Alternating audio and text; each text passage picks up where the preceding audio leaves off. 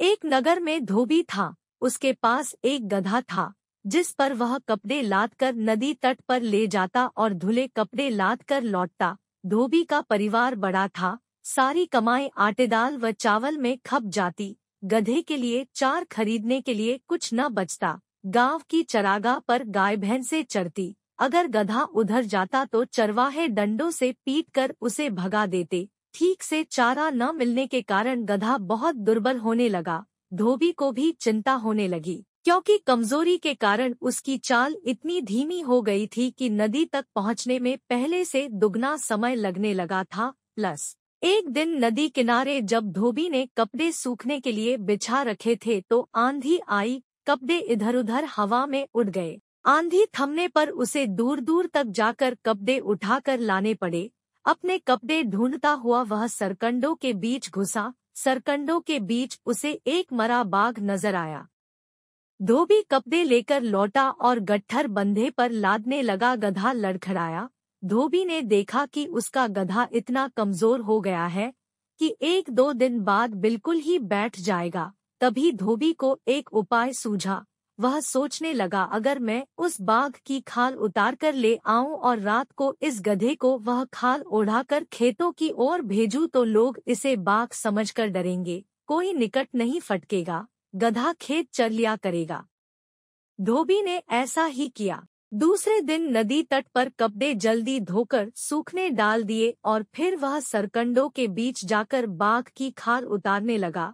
शाम को लौटते समय वह खाल को कपड़ों के बीच छिपाकर घर ले आया। रात को जब सब सो गए तो उसने बाघ की खाल गधे को ओढ़ाई। गधा दूर से देखने पर बाघ जैसा ही नजर आने लगा। धोबी संतुष्ट हुआ।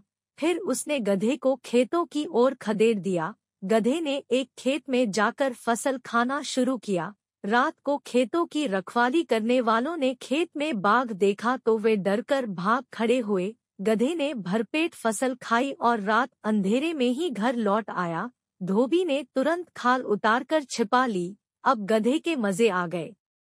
हर रात धोबी उसे खाल ओढ़ाकर छोड़ देता। गधा सीधे खेतों में पहुंच जाता और मनपसंद फसल खाने लगता। गधे को बाघ समझकर सब अपने घरों में दुबक कर बैठे रहते। फसलें चढ़ कर गधा मोटा होने लगा। अब वह दुगना भार लेकर चलता। धोबी भी खुश हो गया। मोटा ताजा होने के साथ साथ गधे के दिल का भय भी मिटने लगा। उसका जन्मजात स्वभाव जोर मारने लगा। एक दिन भरपेट खाने के बाद गधे की तबीयत मस्त होने लगी। वह भी लगा लोट लगाने। खूब लोटा वह गधा। बाघ की खाल तो एक और गिर गई। वह अब खालिस गधा बनकर उठ खड़ा हुआ और डोलता हुआ खेत से बाहर निकला। गधे के लोट लगाने के समय पौधों के रौंदे जाने और चटकने की आवाज फैली। एक रखवाला चुपचाप बाहर निकला। खेत में झांका तो उसे एक और गिरी बाघ की खाल नजर आई और दिखाई दिया। खेत से बाहर आता एक गधा। वह चिल्लाया, अरे यह तो गधा है। उसकी आवाज औरों ने भी सुनी। सब इनसे लेकर दौसे। गधे का कार्यक्रम खेत से बाहर आकर रेंकने का था। उसने मुंह खोला ही था कि उस पर डंडे बरसने लगे। क्रोध से भरे रखवालों ने उसे वहीं ढेर कर दिया।